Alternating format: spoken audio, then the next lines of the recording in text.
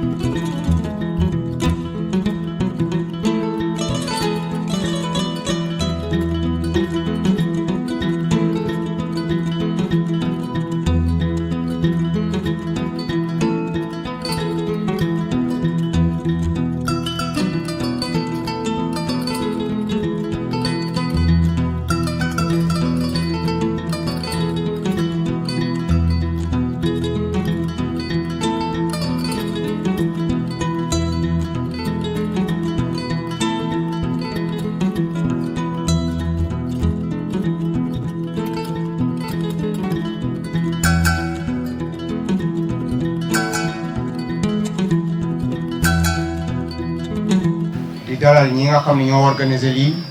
di dalal aussi le directeur de cabinet bu ministre bi vraiment loolu laa xamal ne lu ma ciy wax di leen encouragé di dalal ñëpp ci jàmm organisation ñu commencé ko ci bismillah génne ko ñu jeexale ko ci alhamdulilahi rabbil alamin li laa mën lu ma ci wax wasalaam. Monsieur Gorgui Ndiaye, directeur cabinet du ministère de l'emploi et de la formation professionnelle. du nuyu aussi ñett nante na ànd ak ñoom moo xam ci direction yëpp moo xam yaa direction du 3CT DER ONST ak d'autres directions aussi di wax ne directeur tey danay wax au nom de la jeunesse de Niaga ak di ko yëpp aussi di wax au nom du mouvement NTJ les titres de jeunes aussi di wax aussi au nom aussi réseau des jeunes d'entrepreneuriat et leadership d'ailleurs xam man ñi naata dirigé di wax aussi ne directeur vraiment ñu ngi remercier bu baax a baax yaa directrice du service national d'orientation Mame Diarra pourquoi parce que wax dëgg yàlla daaw def na fi benn journée ñu jëy fii ay élèves ñoo xam seen ñàgg bi ñu àndaakat avec monsieur Mbow ñu dem def visite ñu def benn visite ñu tuddewante découverte des métiers vraiment aussi bi ñu ko defee dama nan daaw trente aussi jël élèves yi nekk foofu noonu yóbbu yéen ñu dem ginnaaw waay aussi kon aussi doonante vraiment ñu ngi koy remercier bu baax a baax yan ñu doon wax affaire yi ENOR ñu nekk espace d'orientation et de recherche du ñu ñëwee na dégg ENOR bi na nekk directrice yaa ngi wax ay ENOR dégg na wax ENOR di Guédiawaye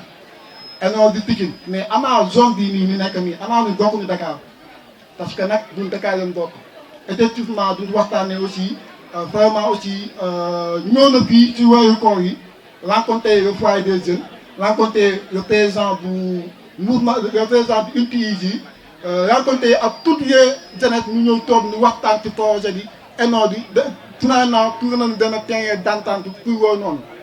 tey jii nii journée aussi du nga ko amee wax dëgg yàlla du nga amee xalaat bi dañu doon toog ak moom waxtaan ak aussi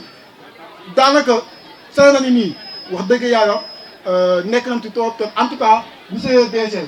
ñun situation ñàkk bi ñu gërëm la directive du service national d'orientation. monsieur DG dëkk bi yomb na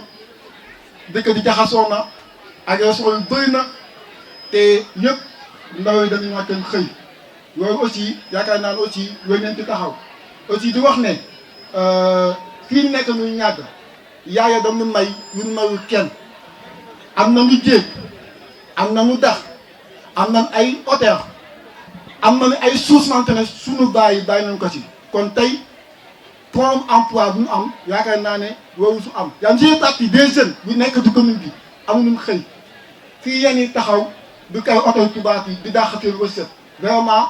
dugg nañu neen taxaw ci yooyu noonu parce que jeunes yi jàng nañu am nañ seen bac am nañ seen diplôme mais malheureusement ñii fii di taxawaayu vraiment yooyu aussi te fii wow ñu wàccu xëy am nañ ci ay hôtel am nañ Lac-Rose mais pourquoi pas non seulement aussi ñu ne préparer le pôle ouvrier du Lac-Rose ñu war a ñëw ñu war a toll ci 7000 hectares bëgg nañu avant ñuy ñëw de penser rencontré na nga daaw ñu waa dëkk bi pour waxtaan ci noonu au moins avant pôle bee ñëw fekk ñu waajal suñuy ndaw ñu préparé ci wàllum formation de sorte que duñu soxlee yanoo tuddee ay maçon fekk ñu formé leen ci wàllum génie civil duñu soxlee yanoo tuddee ci wàllum ay technicien fekk yéen ñu préparé yoon de sorte que duñu ñëwee bu too di ñëwee fekk ñu préparé yoon de sorte que ñoom avant ñu ko uti feneen fekk ñoom daañu koy jënd or day fay wax benn affaire day saway tànk la avant nday waax jaar yaa yàq dafay kon tey soxla nañu ay formation vraiment bëgg nañu ñu préparer ndaw yi ñu waajal leen ndaw yi bu baax a baax parce que dëkk bi actuellement nii situation bi metti na mais aussi di wax na aussi ne am nañ fi benn centre de formation bi nekk fii ñàgg vraiment conditions yi doy na waay trop parce que conditions yi ñuy liggéeyee metti na monsieur DG. Je me réjouis d'abord de prendre la parole ce matin au nom d'abord du ministre de l'Éducation nationale, au nom de l'inspecteur d'académie empêché, mais également au nom de l'inspectrice de l'éducation et de la formation de Sangalkam, empêché ce matin, parce que comme vous le savez, il y a beaucoup d'inspecteurs qui sont aujourd'hui en atelier à Saly. C'est ce qui justifie leur absence. Mais l'IA m'a demandé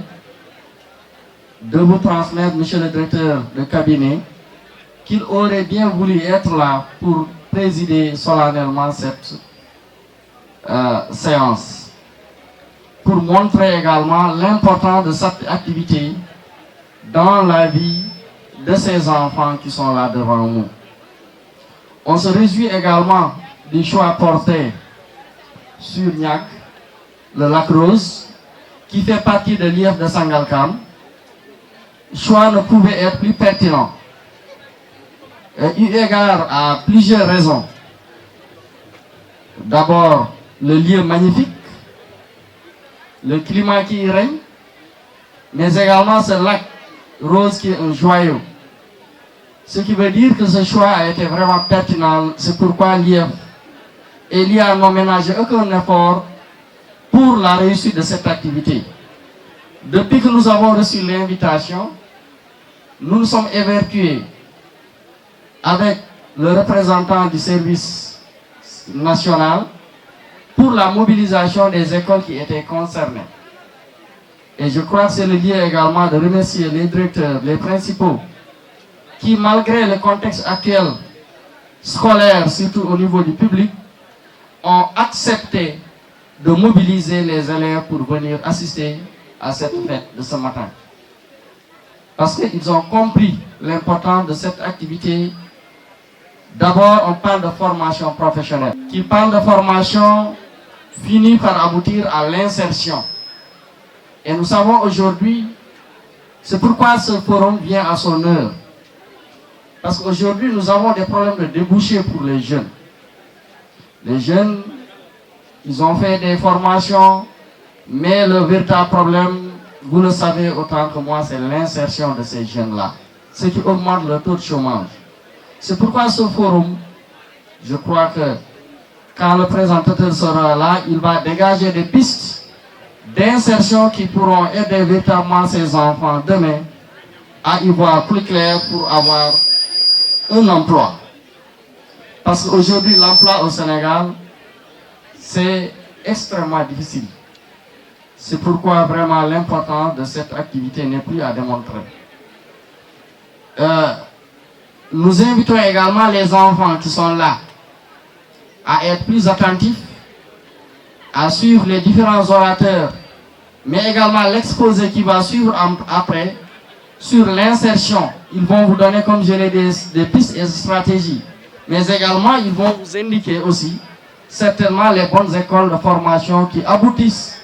à des débouchés. Parce que souvent aussi les jeunes ont un problème d'orientation. De quoi a besoin ce marché d'emploi? C'est à ce niveau véritablement qu'on doit axer les interventions pour pouvoir aider cette cible. Je voudrais, au nom de M. le ministre, comme je l'ai dit tout à l'heure, empêché, d'abord féliciter Madame le directeur du service national d'orientation professionnelle et toute l'équipe qui l'accompagne pour cette très belle initiative qui consiste à aller discuter, échanger avec les jeunes autour de la formation professionnelle, mais surtout autour de leur avenir. Parce que qui parle de formation parle de métier. Et qui parle de métier parle de l'avenir de la personne, mais surtout de sa dignité. Donc, monsieur le directeur, madame le directeur, je voudrais au nom de monsieur le ministre, encore une fois, vous réitérer l'engagement de tous les ministères, mais particulièrement du ministre Dame Diop, pour accompagner cette très belle initiative. Je pense que le représentant des élèves l'a dit tout à l'heure. Cette zone a besoin d'être accompagnée. D'abord, au vu du projet très important que le chef de l'État a pour cette localité, le pôle urbain du Lac Rose. Mais au-delà du pôle urbain et les besoins que ce pôle va engendrer en termes de main-d'œuvre, mais aussi d'accompagnement, le ministère a besoin d'être présent à côté de ces jeunes, à côté des populations de Niag, pour, comme l'a dit tout à l'heure le représentant des jeunes, le moment venu, que dans le cadre de la responsabilité sociétale des entreprises qui vont intervenir dans cette zone, que les jeunes de Niag, de Tivaouane-Peulh, de Keur Massar, j'allais dire tout simplement des départements de Rufisque et de Keur Massar, puissent trouver ne serait-ce qu'un emploi dans ces activités. Sur ce, je déclare ouvert le forum de l'orientation et de l'insertion. Ministère bi nga xamni mom le président de la République denk monsieur Dame Diop ñu tuddee ko ministère de l'emploi, de la formation professionnelle, de l'apprentissage et de l'insertion. Dafa nek ministère bo xamni dafa tënk d'abord li nga xam ne mooy emploi mooy xëy ñu toftal ci formation professionnelle mooy njàng mu xarañ pour am métier ñu teg ci insertion nañ la ne gunge tatagal la ba nga mën a am place ñu dugal ci apprentissage mu doon benn yoon woo xam ni yoonu pour jàng la donc bu ngeen gisee ministère bi ni ñu ko tënkee rek nga xam ne ministère bu am doole la et doole jooju nag dafa jóge ci vision wu président de la république bi nga xam ni dafa jël formation professionnelle mu jox ko place bu am solo et place boobu nag da kaa jël tënk ko ci plan Sénégal émergent nga xam ni moom la ñëpp xam ni mooy téere bi nga xam ni moom la ñu mën a xool pour saytu ko di teg ay jéego jëm dans 2035 et ci kaw loolu jeunesse bi dafa am place bu am solo ci biir place bu am solo boobu dañoo jël liñ ñaan formation tàggat ci mbirum métier beral ko loxo et beral ko loxo bi nag président dafa junj monsieur le directeur cabinet wax na ko léegi dafa bëgg fii ak ay at yu néew téeméer boo jël la juróom benni fanweer yi ñu jëm ci mbirum formation professionnelle et loolu li tax président naal ko mooy dafa am ay politique yoo xam ni teg na ko am ay programme yoo xam ni teg na ko am ay projet yoo xam ni teg na ko te ñëpp xam nañu programme ak i projet jëm ci mbirum construction jëm ci mbirum infrastructure jëm ci mbirum agriculture jëm ci yeneen BTP ak yeneen domaine dafa laaj di ñaan main d'œuvre mooy ay gone jigéen ki góor ñoo xam dañoo am métier moo tax métier am solo et comme dafa naal ay projet yoo xam ne yu bari feeñ na dafa bëgg yi nga xam ne des na ci que jeunesse bi aussi mën a bokk ci yëkkatindoo dóorandoo mais dañoo war a am qualification loolu mooy vision boobu nag mu jël ko jox ko le ministre de l'emploi de la formation professionnelle de l'apprentissage et de l'insertion monsieur Dame Diop mu di ko doxal moom ak i service am ay direction générale ak service yi nga xam ne da say rattaché ku nekk mu am loo xam ne jox na la ko ci pour nga ci mën a liggéey pour que at yii di ñëw incha allah ñu gis ay jéego yoo xam ne am na solo loolu mooy vision boobu nag 2012 ci diir ci départ moom la ñu mën a jël comme repère 2012 dañoo ñëw fekk fii centre de formation yi 87 la ñu woon matul woon téeméer ñoo ngi ci 2022 donc fukki at ñoo ngi ci plus de 135 centres de formation donc fukki at loo xam ni def nañ ko de 1960 à 2002 mi ñeent fukki at ak ñaar ci diggante 2002 ak 2022 de fukki at li ci yokku war na mat pratiquement ñeent fukki centre de formation donc loolu jéego bu am solo la en matière de résultat boo xoolee tamit xale yi nga xam ni dañ doon def formation professionnelle lim bi en 2012 daanaka lim bi bëriwuloon noonu ay 27000 wala ay yooyu lay toll actuellement ñoo ngi ci pratiquement 100000 yoo xam ni ñoo ngi ci centre de formation professionnelle di jàng métier donc résultat bu am solo la méngoog aussi centre de formation yi nga xam ni def nañ ko ci biir Sénégal en matière de résultat aussi ñëpp xam nañ ne lépp looy def rek dafa war a am yoon wala war a tënk formation professionnelle amul woon loi d'orientation mooy téere boo xam ni day xàll ne lii nii nga koy defee lii nii nga koy defee na nga koy defee bu ko defee état bi jublu ci partenaires yi jàpp ci en 2015 am na benn loi d'orientation boo xam ni am na fi ci biir Sénégal muy guléet formation professionnelle am loi d'orientation loolu tam résultat bu am solo la en termes de résultat aussi booy xool école de formation yi fi nga xam dañ fay nekkoon di tàggat ay formateurs dooleel nañ leen jàppale nañ leen ba seen ba formateurs yi liñ di gën a yokk en termes de résultat métiers yi bees yi dafa am moo tax à travers le ministère ñu am ay centres de formation professionnelle yu bees ñu tuddee ko des centres de formation de nouvelle génération yoo xam ni am na fa bu ngeen demee fii ci Diamniadio am na ñett centres de formation yoo xam ñoo ngi tegloo benn bi dafa jëm ci BTP ñëpp xam nañu bâtiment sécurité la laaj liggéey bu am solo la laaj centre de formation ba nga fa te xale yi mun nañ fa dem boo fa jógee am na centre de formation boo xam ni dafa jëm ci mbirum mécanique am centre de formation boo xam ni tamit dafa jëm si naan ay énergie yoo xam ni ma nga fa ak yoo xam ne yu bees tourisme ma nga fa ñoo ngi koy waaj a inauguré du yàgg tuuti aviculture dem jëm ci mbirum yarum ginaar aussi ma nga fa yooyu aussi ay centre de formation yu bees la nga dem Ndar am na centre de formation boo xam ne dafa jëm ci mbirum agriculture nga dem Ziguinchor mu jëm ci mbirum agriculture ak ci mbirum tourisme ak hôtellerie nga dem ci biir Njàmbur ñu def fa horticulture mooy centre de formation professionnelle yu tuddee ay cluster nga dem ci biir Dakar mu am fa ay centre de formation yoo xam ne yu bees la ñu lëkkale kook mbirum transport muy centre de formation professionnelle sur logistique nga dem ci biir Dakar encore xuus lycée de la Fosse am na centre de formation boo xam ne dafa jëm ci mbirum agroalimentaire nga dem Ndar noonu nga dem Fatick am na lycée technique de formation professionnelle bu bees nga dem Saint-Louis André Pétavin defar nañ ko ak yeneen ak yeneen yoo xam ne buñ ko doon lim ak yi nga xam ne war nañu inauguré du yàgg tuuti à Goudiri à Kolda à Sédhiou Bounkiling ak yenn centre de formation yi donc pour dire que politique bi dafa jëm ci territorialisation mooy fexe ba gox bu nekk ku nekk fa nga toog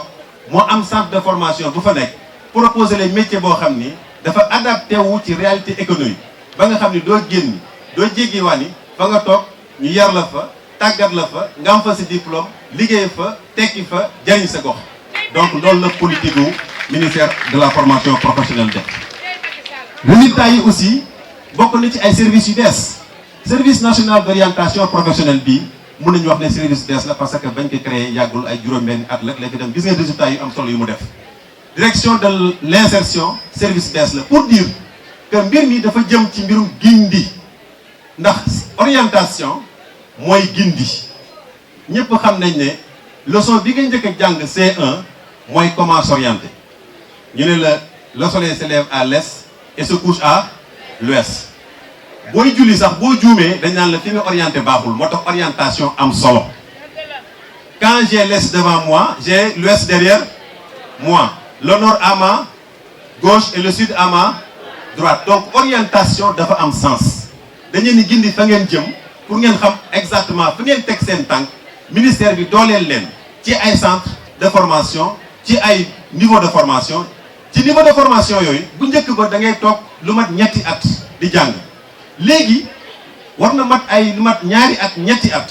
indi nañ système de formation bu bees loolu daf bokk ci résultat yi mooy formation de courte durée nit ku nekk jaratul ngay yàgg ci biir formation ñetti weer juróom-benn weer ay la yëwoon mun nga see jàng ñu tàggat la ci mbay fee dina si ñëw léegi nga am sa diplôme liggéey et ci kaw loolu ay junni xale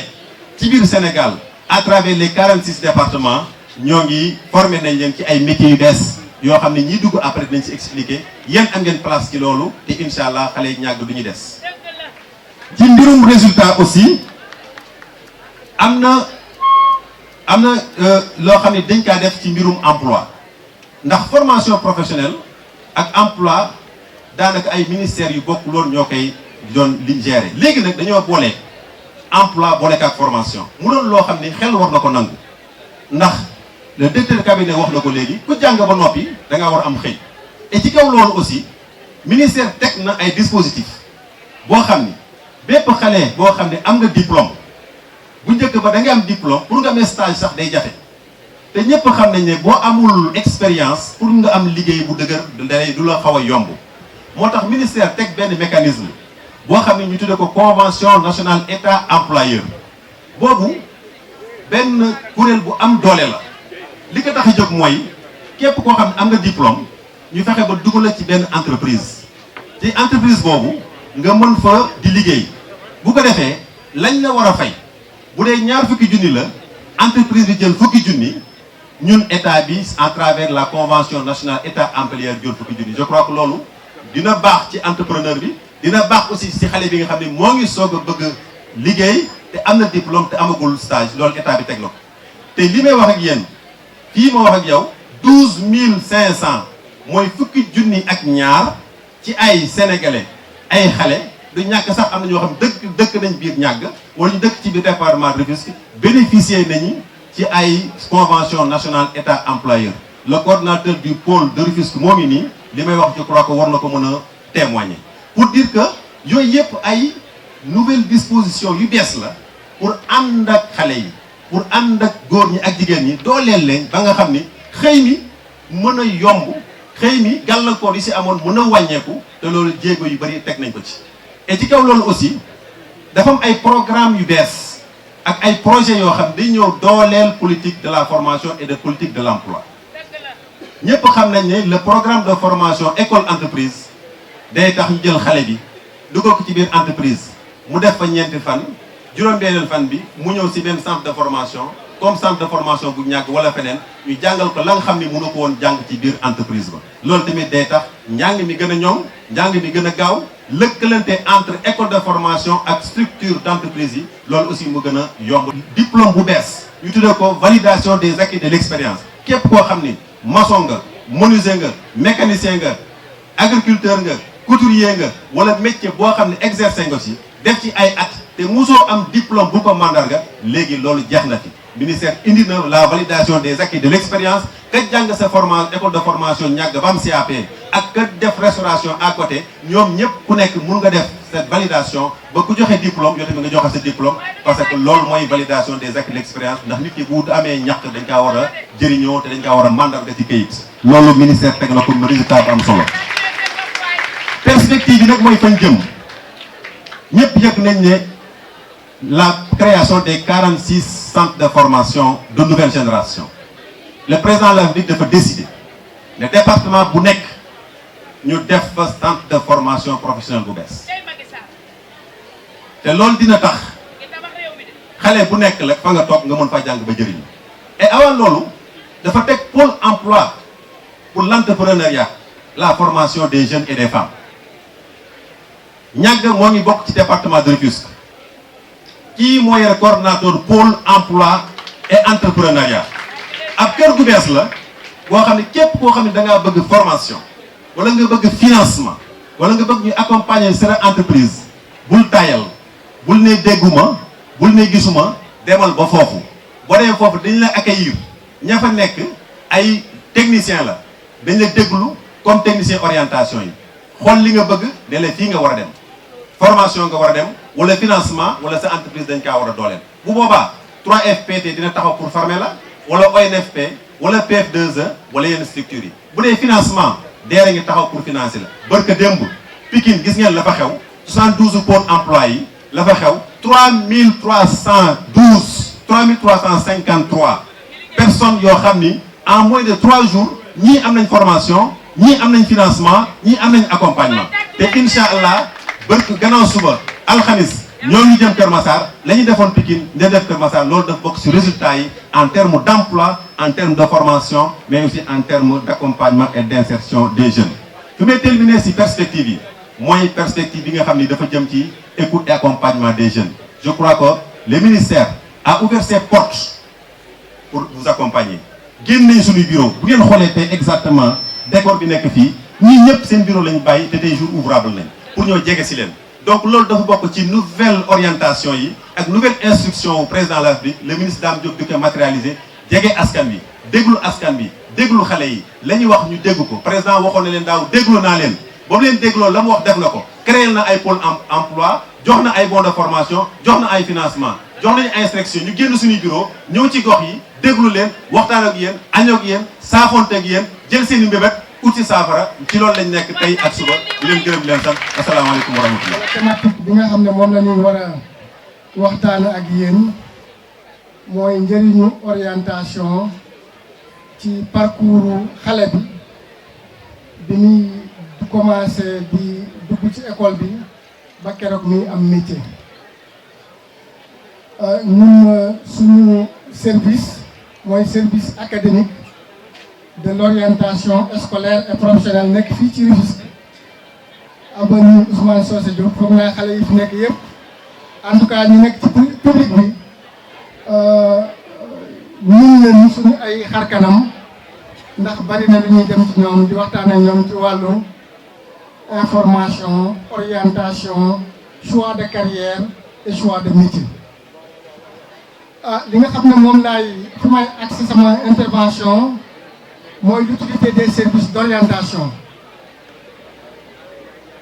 comme ki nga xam ne moom laa fi wutu ci kàddu gi nu ma ko waxee léegi nii mooy seete kan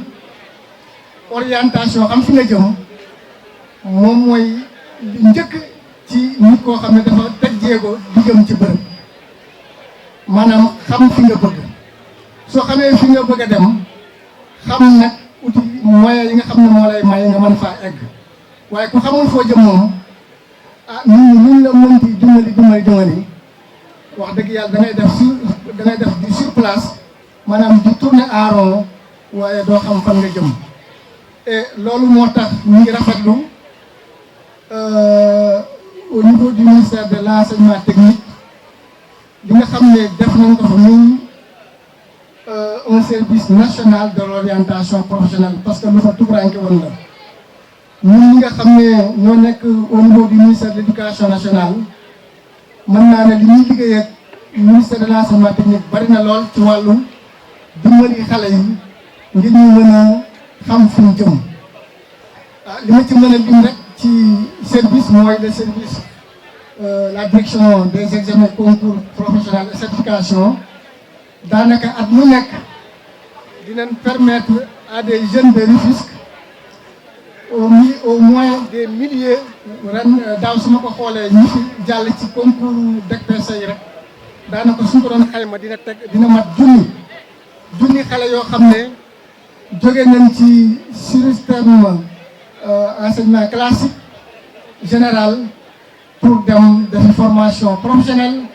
dans les métiers de l'industrie, dans les métiers du commerce, dans les métiers de l'artisanat, dans les métiers de la gestion ak lépp domaine boo xam ne rek ñu ngi fay tàggat ay xale wax dëgg yàlla ministère de l'enseignement technique ñu ngi ubbi ay buntam ngir xale yooyu mën caa dem. et loolu su mënee am dafa fekk ne service d'orientation moo fi nekk ci la xale yi di jaar fi la ñuy bindoo sur les concours sur les qualifications et les métiers xale yaa nga mënee di dem pour xam ko yoon wi mooy jaar par les services d'orientation ñu dimbali la nga am projet parce que projet mooy li nga xam mooy lay dimbali ba nga mën a xam foo teg sa tànk projet personnel professionnel ñu accompagner la outiller la capacité la encadrer la ba nga mën a def concours wala formation bi cadre ak loolu suñ ci paree soo amee sa diplôme mën laa jàppale à travers ce qu'on appelle les techniques de recherche d'emploi ñooy utee am xëy gannaaw ba nga amee xam-xam ci wàllu métier dimbali la aussi ba nga mën a épanouir sa environnement professionnel loolu suñ ko tënkee da ngay xam ne kon métier orientation am na solo ci tànn métier d'abord ci xam nooy def ba mën a def sa métier moomu waaye tamit su fekkee dem nga boo bëgg a soppi métier ndax loo xam ne la dañ koy gis léegi nit mën naa nekk ci benn secteur dafa ay at jekki-jekki gis beneen secteur boo xam ne moo gën a méngoog jamono wala moo ko gën a intéressé mu dem fa psychologue conseil yi ñi nga xam ne ñoo nekk ci centre d'orientation dañ leen di accompagner ngir ñu mën a réaliser seen objectif yooyu pour gën a bañ a guddal comme juróomi minute la ma mayoon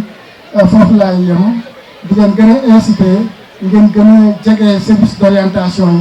yi ndax ñoomu seen réussite rek moo tax ñu nekk fii jërë ngeen jëf. Madame Mame Diarra Diop, directrice du service national d'orientation professionnelle,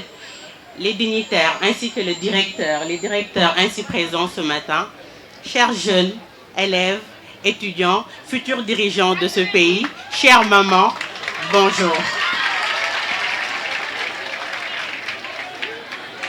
Alors je suis Madame Niass Aïssatou Sissoko, présidente fondatrice de la Sénégal Oil and Gas Academy. Nous sommes la première école de formation dans les métiers du pétrole et du gaz au Sénégal à ce niveau d'études. Donc moi, avant de démarrer ma communication rapidement, je vais demander à tout le monde de se lever, s'il vous plaît.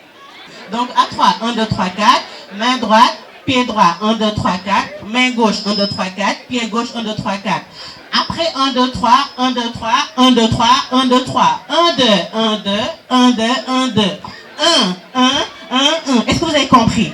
On verra qui sont les leaders. Les leaders ne font pas de faux départ. Par contre, je demande l'attention de tout le monde, même au fond. Est-ce que vous êtes prêts?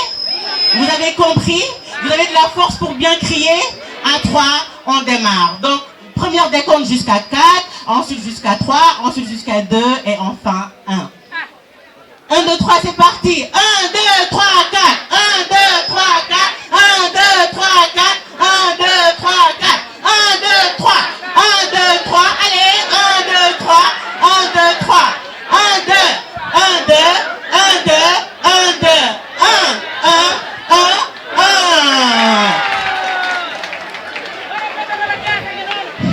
Super. Dama leen di ñaan une attention particulière pour ñu mën a maximiser li nga xamante ne moom la ñu nar a partager dans la journée. Donc très rapidement man damay kontaan di nekk ci jotaay bu mel nii parce que aujourd'hui c'est avec fierté que je m'exprime devant les jeunes. Moi j'ai confiance en vous. Moi je fais pas partie des personnes qui disent que vous n'avez pas d'ambition. Vous n'êtes pas nul, mais seulement vous êtes mal orienté des fois. Mais tout le monde veut réussir. Qui veut réussir dans la salle? Super. Mais attention, tout le monde ne réussira pas. Pourquoi tout le monde ne réussira pas? C'est pas parce que vous êtes bête, encore une fois de plus, mais c'est parce que vous n'avez pas le canevas qu'il faut pour arriver au sommet. Arriver au sommet est très difficile. C'est quelque chose d'extrêmement compliqué. Si c'était facile, tout le monde serait au sommet. Pourtant, vous venez de me dire que tout le monde veut réussir. Mais en fait, le premier point sur lequel je veux m'entretenir avec vous, c'est vous dire que si vous voulez réussir votre vie, il faut savoir vous dépasser. C'est quoi se dépasser? C'est tous les matins se dire, aujourd'hui, je suis élève, je suis apprenti, je suis au chômage. Est-ce que je vais rester comme ça toute ma vie ou j'ai envie de monter le palier suivant? Et sortir de sa zone de confort. C'est quoi sa zone de confort? C'est tout ce que tu sais faire de mieux. Mais le problème c'est que zone de confort, c'est très dangereux. Si on est une zone de confort, moi,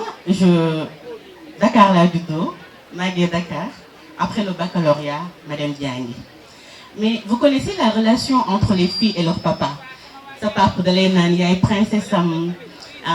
tu es la plus intelligente. Moi, mon père m'a toujours dit, tu es né pour briller. Papa me disait, Yao, tu es né pour être une étoile. Donc, comme papa tu vas réussir dans la vie. Mais malheureusement, quand j'ai été en Europe pour mes études, papa est parti. J'ai perdu papa. Je n'étais pas préparée à la vie. Maintenant, c'est pas la vraie vie. La vraie vie, moi, il y a des difficultés. Des fois,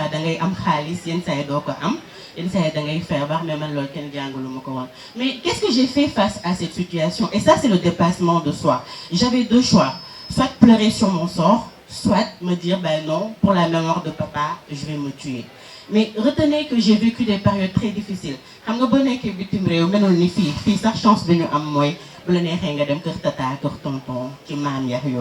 faut en fait, chacun pour soi. Donc, imaginez ce que j'ai fait. Je suis sortie de liguer, de plonge, Sénégal, mais il fallait que je fasse ça pour au moins combler le gap et faire mes études. Donc je travaillais, toute mon école d'ingénieur, je terminais à 17h et je travaillais jusqu'à 6h du matin dans un restaurant, et c'est comme ça que j'ai fait jusqu'à l'obtention de mon diplôme d'ingénieur. Ça, c'est ce qu'on appelle un dépassement de soi. Et si je le fais, vous aussi, vous serez capable de le faire. Moi, ma difficulté, c'est la perte d'un papa. Mais en fait, Dieu va infliger à chacun sa part du gâteau.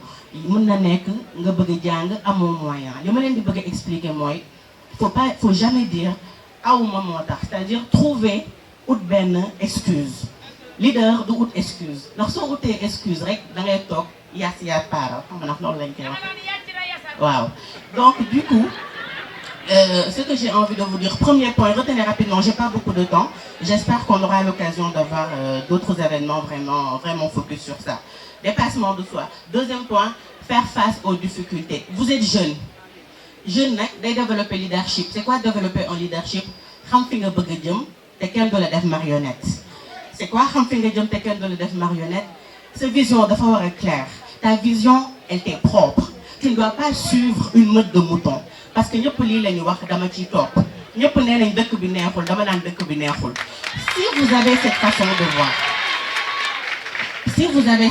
de voir, dañ leen di def ay moutons de panurge. Donc moi je veux aujourd'hui qu'on signe un pacte moral. C'est quoi le pacte moral qu'on va signer? Je m'engage, j'en ai parlé à Madame Diop, à vous offrir des bourses. Déjà dans mon école ñëpp ñi nga xam ne ay waay laago lañ dama leen di jël gratuitement à 100%. jigéen ñi moitié rek la ñuy fay. ñeneen ñi aussi dinaa xool ni ma leen di encourager, mais si et seulement si on respecte le pacte moral. ngeen am bëgg-bëgg,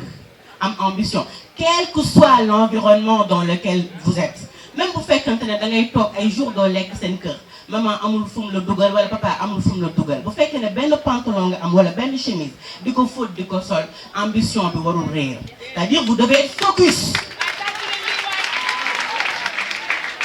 Aujourd'hui, je vous ai expliqué mon cas. Quand papa est décédé, bàyyi ma seule dans la vie. J'étais seule dans la vie, mais qu'est-ce que j'ai fait? su ma toogoon ne waaw man de fi mu ne nii mënatuma def dara ndax ki ma doon jox dem na. Heure bi kon maa ngi nekk SDF, du ma mën a ñibbiseeti, mais j'ai galéré, j'ai souffert. Je veux qu'aujourd'hui, demain, quand vous aurez envie d'abandonner, ngeen xalaataat li leen madame Niass waxoon tey ci ñaar bi. ngeen xam ne metti woon na, mais aujourd'hui, grâce à la persévérance et au focus dont je viens de vous parler, je suis ingénieur double diplômé en instrumentation pour la production pétro-gazière, en économie de l'électricité et de l'environnement. J'ai pas mal de certifications et loolu du xaalis moo ma ko jox, du parce que dama leen dàkk jàng, du parce que dama leen ëpp jom, mais peut-être que amoon naa pap bu ma doon wax ne quelle que soit la difficulté de la vie, ne recule pas. Léegi wax nañ ne da ngay dépassé wu, maanaam tous les jours da ngay jóg, même bu dee da nga am professeur bu lay wax da nga nul, munoo mat da ngay redoubler, munoo français da ngay redoubler, bu ko déglu ki lay wax ne munoo moom munul, mais pas toi. Et ça c'est important, il faut qu'on leur tienne ce discours d'essai. En général, nous sommes entourés par des gens qui nous transmettent leurs propres limites. Da ngay nekk sax dans une structure, nit naan la non, tu es minable, tu n'es pas bien. Mais non, lui il est qui pour savoir yow lan nga mën def? Il faut savoir que Einstein, Bill Gates, le président de la République, man mi di wax ak yéen ñun ñëpp on a 1000 milliards de neurones. Yàlla dafa juste ngeen defe ne yàlla dina sàkk ay nit yoo xam ne dañuy bet ñuy muus. Non non non non. C'est l'environnement qui fait que boo duggee juddee ci famille boo xam ne dañ lay saaga di la xas di la wax doo tekki dara mënoo def dara, sa neurones yi dañuy commencer di crisper wu ba dootoo réfléchir, tu feras rien de bon dans la vie. C'est de ça dont il s'agit, mais vous n'êtes pas nul. Dama bëgg tey bu journée bi jeexee ku nekk na nga tëju sa néeg, pleurez s'il le faut. Faites votre propre introspection. Dites-vous que je donne rendez-vous au destin. Vous savez, quand mon père est décédé et que ma mère pleurait, et que j'ai demandé à maman pourquoi tu pleures, et qu'elle m'a dit c'est fini pour nous, papa était le seul soutien de la famille. J'ai dit mais non maman, je prendrai la relève. Mais quand je disais je prendrai la relève boobu aw ma dara de kenn déewu ma tamit ne je prendrai la relève, mais li ma leen di expliquer nii laa teg sama kanam. Donc dépassement de soi, faire face aux difficultés, avoir un plan de vie, c'est un point très important. Ndax soo leen amulee plan de vie da ngeen di disperser wu. Lan mooy plan de vie? Dëkk ñàgg génne fii man dama war a tekki ci réew mi. Avoir le plan et je veux des applaudissements pour m'assurer que vous avez tout intégré. Super. Donc le plan de vie boo leen koy teg maanaam le rêve n'a pas de limite. Soo leen commencé di limiter seen bopp rek vous aurez de petites vies. Si aujourd'hui vous regardez tous ces hommes qui ont réussi dans ce monde, ils ne sont pas nés avec une cuillère en or dans la bouche. waaye dañoo am jom mooy plan de vie. bul xool li keneen am te amoo ko, li ngay xool mooy xam nga la meilleure vengeance qu'on peut donner à la vie c'est quoi? Du xeex du xuloo. La meilleure vengeance c'est naître dans une baraque et mourir dans un château. Alors il faut me dire combien de minutes il me reste. Ok, super. Sauf que j'ai un rendez-vous à 14h30. Donc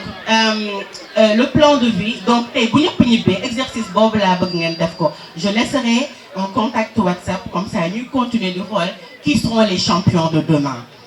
bu ko defee ba ñu defee seen plan de vie ba pare nga am mentor. C'est quoi avoir un mentor? Nit da ngay am royukaay nit dafa am koo xam ne da nga ko bëgg a nduróol. C'est-à-dire que si vous n'avez pas de mentor, encore une fois de plus, vous êtes dispersé. Moi, à chaque début d'année, voilà, cette année, je veux faire de grandes choses. Mais pour janvier, demain, le 15, ils doivent sur les mauvaises habitudes. Parce qu'ils n'ont pas cette ligne de mire très claire. Et je suis sûre que nous avons une copie. Combien de fois, vous êtes triste, dégoûté de la vie, parce que vous n'allez pas réussir vos vies. Tout le monde dans la salle, qui veut avoir des milliards? Bien, alors, tout le monde veut avoir des milliards, mais sachez qu'avoir des milliards, c'est difficile. Ça demande des nuits blanches, ça demande beaucoup de travail, ça demande un apprentissage en continu, ça demande de gomme sabot. Donc, si vous avez tout ce cocktail, ça ira. Outlen mentor, de quoi forcément dans le de Carmon. Quelqu'un a parlé du numérique tout à l'heure. Google, il a fait de grandes choses dans la vie. Même pour les toubabs, là, ça a un problème. Il y a lire des livres, des documentaires. C'est de la neuroscience. Cerveau, madame, environnement bien fréquenté. Parce que le cerveau, j'ai parlé de neurones tout à l'heure. Les fréquentent tout le temps, bon mot, tout le long. Et ça, ce n'est pas moi qui l'ai inventé, c'est de la neuroscience. Et quand la science rejoint la religion, il n'y a plus de doute. Et ce que j'ai envie de vous dire, aujourd'hui, je vais vous dire des andar mandikat, des andar tourkat, des andar tahawalukat, des andar ay farantou, des andar ay galam. Ça, c'est pas possible. Parce que ce qui va se passer sinon, moi aujourd'hui, c'est avec fierté que je dis, et ça, c'est un message profond que je veux lancer aux jeunes filles. S'il vous plaît. Ça, c'est un message, s'il vous plaît. S'il vous plaît. Alors, ça, c'est un message profond que je veux lancer aux jeunes filles qui sont dans l'assemblée. Une fille, son corps, c'est un corps de princesse inaccessible. Personne, je dis bien personne n'a le droit même de poser sa main sur ton corps. Moi, aujourd'hui, c'est avec fierté que je dis, j'ai fait presque le tour du monde. J'ai eu qu'un seul copain qui m'a marié, c'est mon mari. Et ça, c'est ça qui vous donnera la dignité de ce leadership dont je parle. Vous êtes appelés à être de grandes figures dans ce pays. Ne soyez pas des panneaux publicitaires. Refusez. Votre seul aujourd'hui objectif, c'est comment avoir le premier million. Vos seuls compagnons doivent être, oui, je sais, ça frustre, mais c'est ça la réalité. Vos seuls compagnons doivent être aujourd'hui vos objectifs et vos ambitions. Maintenant, on continue. L'autre point, je suis en train de vous donner les quelques clés qu'il faut pour vous aider aujourd'hui à être impactant et à être le leader que vous voulez et à briller dans cette localité, dans l'Afrique et dans le monde en général. Donc l'autre point, j'ai envie de vous dire que vous allez beaucoup échouer. Hein? Je répète, soyez à l'aise avec l'échec. Je répète encore, vous allez échouer. Échouer, échouer, échouer. Si vous n'êtes pas à l'aise avec l'échec, vous ne ferez rien de grand dans vos vies. Donc, vous devez redoubler. Graoul, essayez watal. Vous devez faire matière bon maîtriser graoul, essayez watal. Si tu es dans une structure, vous êtes ligué à mon poste, essayez watal. Mais comment essayer? Quel manque pour atteindre ce objectif? Au lieu de se plaindre.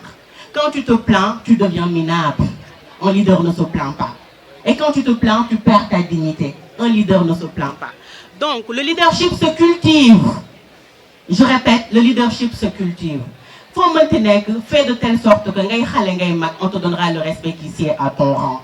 Et si tu as mag yi dañ la naan kii de li mu nekk tey bettu ma ndax bi mu nekkee xale sax wane woon na ko man donc li ma leen bëgg wax mooy choisissez ñi ngeen di àndal. Munoo dans la journée tu n'as que 24 heures. Tu dors pendant 12 heures. Nga yeewu lekk pendant 2 heures. Nga pare seetaan télé pendant 5 heures. Dem jouer match pendant 8 heures. Def 30 minutes naan lan laa war a def ëllëg bëgg a tekki mën na nekk wala mënul nekk. C'est pas possible. C'est pas possible parce qu'aujourd'hui, pendant tes 24 heures, tu as mis la plus grande partie de ta journée dans des choses qui n'ont pas d'impact direct pour ta réussite. Donc aujourd'hui, ayez un plan d'action clair. Mën ngeen fo, mën ngeen xool leneen, mais faites de la lecture, lisez. Su ma laajtee dans le public, c'est quand la dernière fois que vous avez lu un roman? Hier. Super. C'était quel roman? Comment? Voilà. Donc vous voyez que, et ça pose problème. Mais quand je vous demande, c'est quand la dernière fois que vous avez été sur les réseaux sociaux? Il y a 2 secondes. Voilà. Donc ça, il y a un problème criard. Est-ce que comme vous comprenez que ce n'est pas forcément un problème de système? Moi, j'ai été en France, je travaille avec Total France. Je me challenge parce que jàng naa ne leadership dañ koy challenger. Ma ne xaaral ma ñibbi Sénégal essayer beneen projet. Et quand je suis venue au Sénégal, mais je souffre malheureusement. C'est difficile. Je galère parce que entreprendre c'est difficile. Mais c'est parce que j'ai mis en place cette vision que je reste accrochée encore. Pour aujourd'hui inspirer des jeunes comme vous qui vont dépasser Madame Niasse et qui seront les lumières du Sénégal. Être ambitieux, soyez ambitieux, ayez de l'ambition. Bëggatuma dégg ku naan comme ñàgg laa dëkk rek mënuma am rêve bu mag. Dama bëgg ñi fi nekk ni futur président dina fi génn, capitaine d'industrie dina fi génn, ay ministre dinañ fi génn, ay milliardaires dinañ fi génn, ay hommes politiques yu mag dinañ fi génn. Et ça, il faut le croire pour y arriver. Reconnaissez vos talents. Ku nekk juddu nga ak lépp ak leen loo xamante ne mën nga ko. Mais nit tamit du mot, soyez modeste et reconnaissez qu'il y a des choses que vous ne maîtrisez pas. Arrêtez de dire que le système ne marche pas. Nous n'avons pas, c'est pas un problème de système qui va rentrer dans vos familles pour vous extirper de vos trous. C'est pas possible. Dans les leadership, am excellence. Si on est excellence, les gens viendront vers toi. Mais encore une fois de plus, damay insister sur ça, vous leen nangu ku leen utiliser. Ndax yéen seen waajur yi dañ leen yaakaar. Xam nga tey suñu yaay yi nekk ci salle bi. Seen seule raison de vivre mooy gis yéen ñi nga xam ne yéenay ndaw yi ngeen jël relais bi dindi seen nakar. Donc vraiment, ayez cette ambition et je termine rapidement. Arrêtez de remettre la faute sur les autres. Donc en conclusion, sachez que vous pouvez y arriver et je veux entendre oui à chaque fois que j'énumère. Sachez que vous pouvez y arriver. Oui, c'est trop faible. Sachez que vous pouvez y arriver. Oui. Sachez que ça ira. Oui. Sachez que vous allez brasser des millions. Sachez que vous irez dans des châteaux. Oui. Sachez que le lendemain, c'est vous. Je termine sur ces mots. Vive la localité de Niack. Vive la formation professionnelle. Vive le SNOP. Vive les jeunes et vive les femmes. Les valeurs ont des valeurs. dama bëggoon rek dénk leen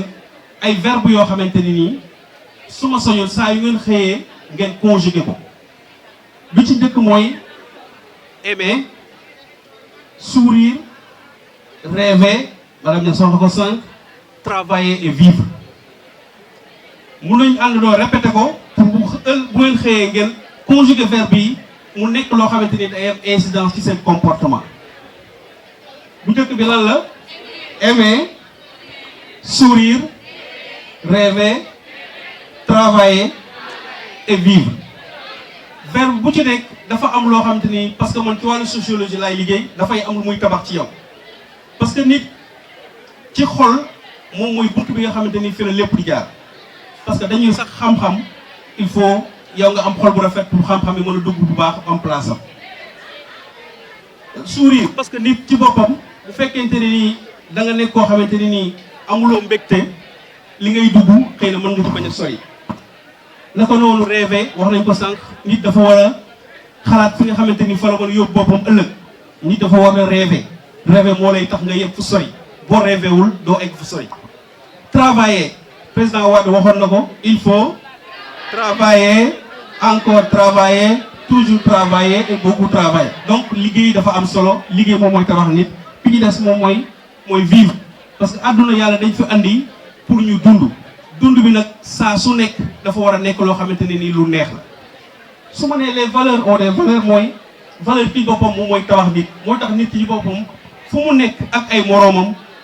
mu am li ñuy tuddee valeur humaine yi ma bëgg a citer ñu nekk ay valeurs yoo xamante ne nii saa su nekk dañ ci war a bàyyi xel. bi ci njëkk mooy respect parce que nit ki boo amul respect ci sa bopp amul respect ci sa moroom doo sori. acceptation nit ki dafa war a nangu li sa bopp nangul yàlla dogal nangul li xew pour nga mën a avancer. beneen bi mooy considération maanaam jox cër nit jox cër sa patron jox cër ki lay liggéeyal jox cër ki nga dendal. beneen bi ci bopp ak ki lay jàngal. beneen bi mooy appréciation nit bu defee lu baax nga nangu ni kii lu baax la def.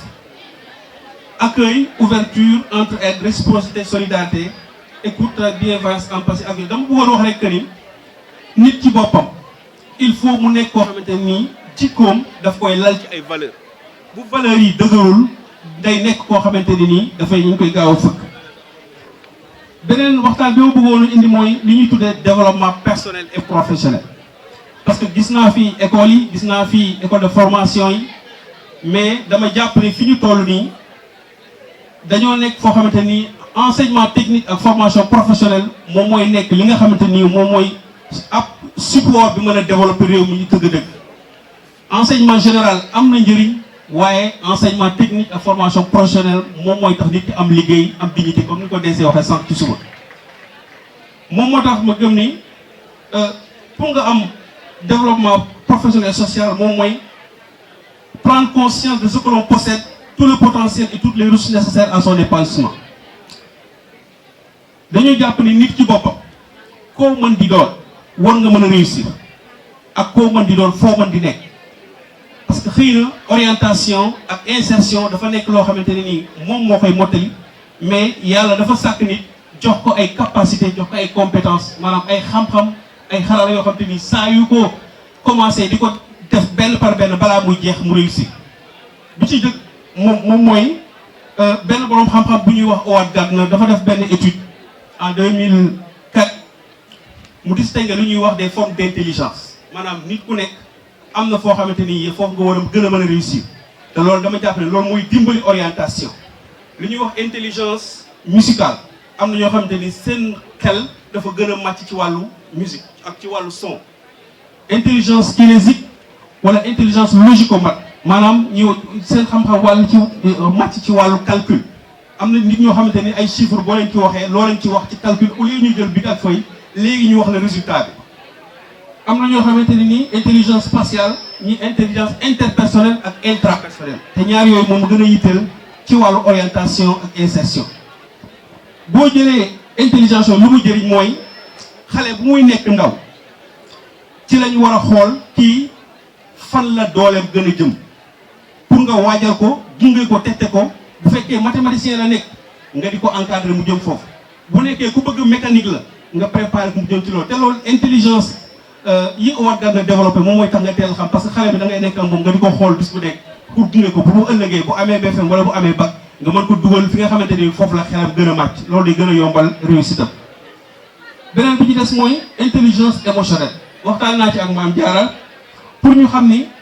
intelligence émotionnelle mooy nit ki aussi ni ngay comporté woo ak ki nga dendal wala ki ngay liggéeyal wala ki ngay jàkkaarloo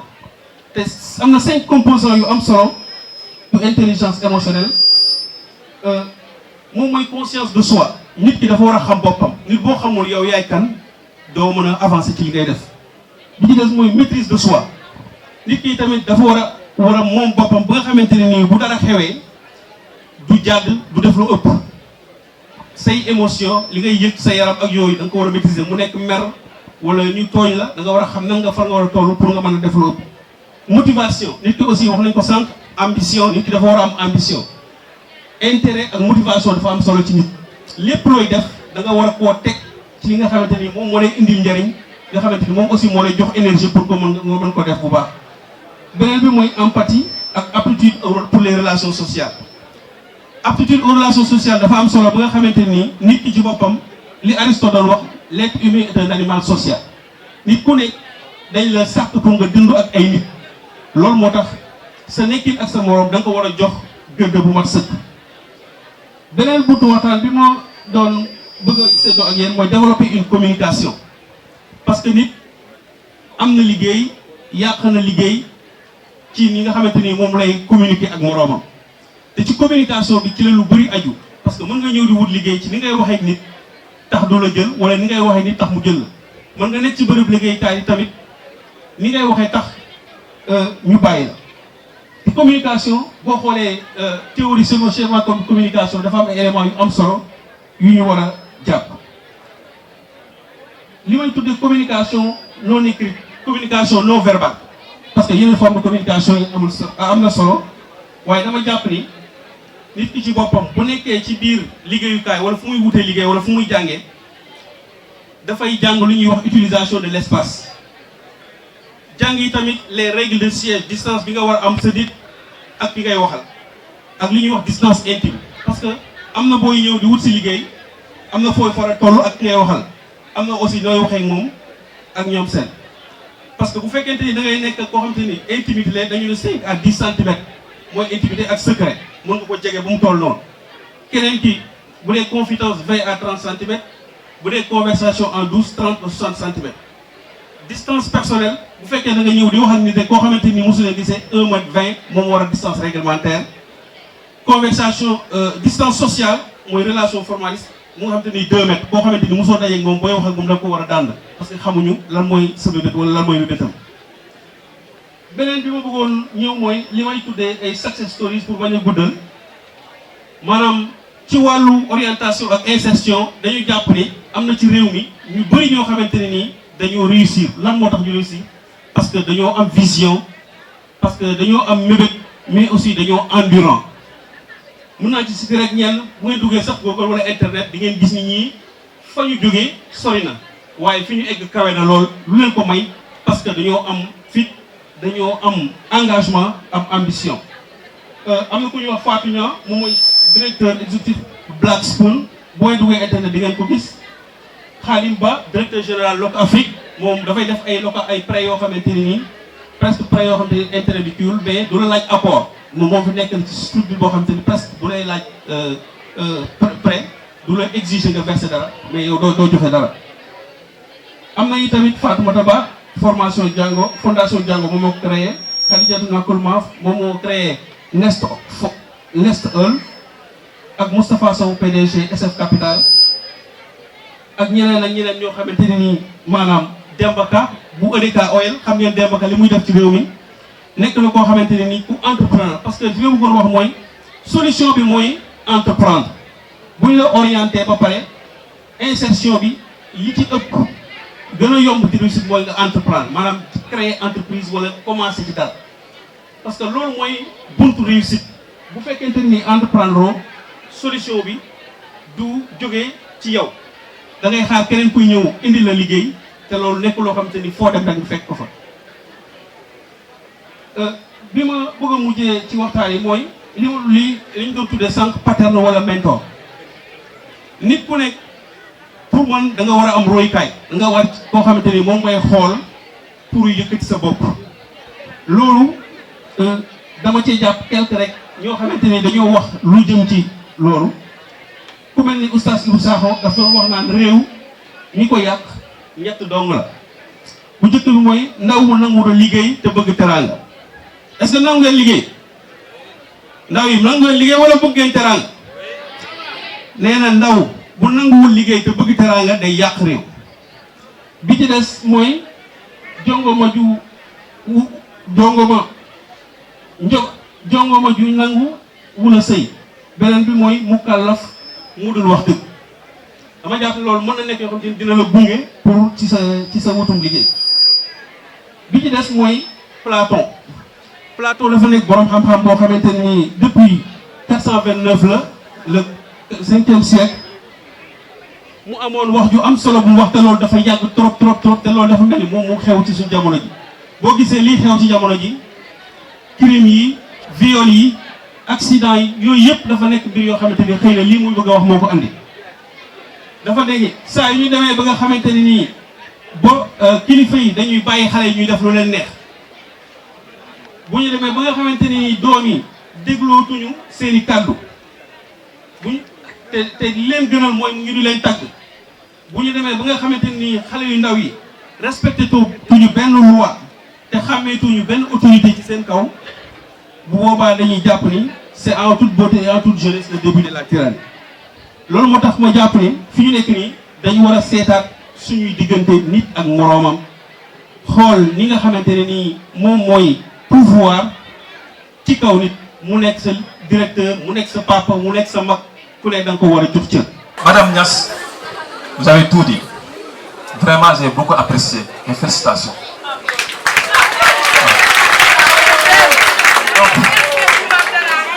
Donc moi, je voudrais seulement tout simplement résumer. Il y a des concepts de base sur lesquels toute personne doit s'appuyer pour pouvoir s'élever au-dessus de la médiocrité. Et aujourd'hui, je voudrais que chaque personne note ça. Vous devez les paracériser, les mémoriser. Quel que vous n'êtes que tu sois jeune, adulte, vous devez appuyer aussi base. Bio bo ngeen jël sen bic ak sen feuille ngeen noté. D'ailleurs, c'est un résumé. C'est un résumé de l'allocution de Madame Niass. Premier principe de base. Premier concept de base. Il faudra se fixer un objectif dans la vie. L'objectif est le point de départ de toute réussite. Sinon, vous allez vous laisser balloter par la foule. Avoir un projet professionnel et personnel. C'est mon premier principe de base. Deuxième principe de base. Il faut savoir, elle l'a dit tantôt, il faut avoir un mentor. C'est-à-dire, il faut savoir qui écouter. Quelqu'un qui veut évoluer dans le tourisme ne peut pas se permettre d'écouter quelqu'un qui évolue dans le football. Donc, raison pour laquelle il faut savoir qui écouter. Il faut que nous sachions quand il y a des groupes. Et l'autre, nous dépendre de cet objectif. Il faut se fixer d'abord un objectif, après nous sachions quand il y a des groupes. Il faut écouter des gens qui ont fait des exploits par rapport à votre domaine, dans le domaine de votre choix. Troisième principe, il faut que nous ayons un indice d'enseignabilité. Un bon indice d'enseignabilité, moi, avoir la volonté d'apprendre et avoir aussi la volonté d'accepter le changement. Nous avons évoluer. Maintenant, vous avez beaucoup de diplômés. Vous avez un objectif, vous savez quand vous déglu, vous avez un changement. Malgré tout ça, vous allez réussir. Parce que tout simplement, il y a un quatrième principe que vous devez appliquer, c'est la balance de l'équilibre du travail. La motivation qu'il faut, moi, dans la maîtrise, comme l'a dit Mme Niass, la maîtrise, il faut que nous ayons ce qu'on appelle l'endurance, la patience, pour leur permettre, malgré les difficultés, malgré les objections, les obstacles, de nous évoluer. Et enfin, mon quatrième concept de base. Le cerveau humain, on a deux parties, le conscient et l'inconscient. Il y a 4 stades de base à travers lesquels le mental doit passer pour traiter une information et avoir l'automatisme. Et l'autre, il faut décourager tout ça. Donc, moi, là, pour avoir l'automatisme, il faut quoi? Il faut la répétition. Il faut répéter. Donc, ces 4 concepts de base-là, cinquième, il faut maîtriser toutes les bases, tous les concepts de base. Et pour finir, je rappelle que la plus grande peur qui a empêché des millions et des millions de personnes de faire ce qu'elles devraient faire, et qui a également empêché des millions et des millions et des millions de projets de voir le jour, c'est la peur d'être l'urbanité. Les dames, selon vous, il est fini. Ça m'a l'air on l'a dit. Amna lo xamne soko dundu gaay do réussir do def projet. Amna lo xamne soko falé do réussir do am ben ambition. Lool moy lan ku ko am rek ku ko wax rek am nga ci. Defena buñu né formation professionnelle ñun buñu laajé né ndax danañu am métier ndax danañu am xey ñu né buñu tégué formation professionnelle war nañu mëna jox tontu ci laaj bobu man na wax waaw li tax ñu man ko wax modi né ma ngi dëkk ci benn village bu ñuy wax Fële Jéeram nekk fa ndaw ci suma famille ñëpp alxuraan lañu jàng man maa si jëkk jàng ñu ne nañu essayer la ñu waxoon nañu essayer ñu dugal kenn école française ñu dugal ma cela veut dire que mooy li soxna si wax dafay laaj nga am ambition waaye tamit nga am foo mën a teg sa bët pour ne dinaa réussir te comme ñun ay néegu lañu mooy bu jàng mi doxul rek da ngay dem géej may jàng continuer si bi ma paree si école formation professionnelle laa jaar ndax Limamoulaye laa jaar ba ma fa paree bu école di tijji li ñuy jëkk a laaj mooy da ngay jàngaat ma ne waa damay jàngaat ma xam ne jàng mi bu doxul moom géej gi laa jël te géej gi du dox ndax comme sama doole bariwul ma ne naa seeti formation professionnelle ma dem si benn dem rek lii ñiy wax fi yëpp mën naa ko tënk parce que orientation lu tax mu am solo mooy booba man amoon ku ma orienté dama dégg concours rek ma dem jàpp concours yi rek di def xëy rek ñu woo ma ne ma admet nga benn concours ba ma ñëwee dugg damay ñëw di laajte fi luñ fiy def te damaa admet de ma ñëw ñu di ma jàngal pour wax la ne formation professionnelle mën na joxe réponse parce que booba ba ma duggee commencé di jàng fekk naa fa professeur bu ñuy wax Souley Kane fekk fa keneen ma xam ne comme fa ma jóge bu formation professionnelle doxul géej laa jëm te aw ma doole ma ne naa gëm formation professionnelle te kon formation professionnelle moo tax tey ma taxaw fii di wax kon formation professionnelle man na joxe réponse parce que réponse bi mu joxe mooy bu ma bari lawul tamit am naa dépense kon su lay jërëjëf kon tamit jërëjëf formation professionnelle ñi jëkk wax nañu leen pour boo leen amee volonté ne amul leen lu impossible loo leen bëgg a doon man ngeen ko doon état ne nag du ma leen bàyyi ak seen bopp mooy lan mooy dinaa leen gungi mooy entreprise yi si seen payoor dafa am luñ siy dagg benn taxe bu ñuy tudde taxe d'apprentissage di ko delloowaat si état bi mu gisee ne pour ma réussir li ma bëgg mooy formation professionnelle il faut que ma dooleel ko mu jël taxe boobu ñuy wax CFCE contribution à la forfaitaire de l'employeur mu ne naa ko def pour financer uniquement formation professionnelle bi mu ko defee mu ne kon nañu teg kuréel goo xam ne ni loolu dañ ko koy jox mu delloowaat ko ci askan bi ci loolu la ñu créé fonds de financement de la formation professionnelle et technique nga xam ne bi ñu ko tegee dafa taxaw am orientation bi sama professeur doon wax bi ñu ko tegee yëpp mu ne man maay taxaw pour dooleel ko ci biir loolu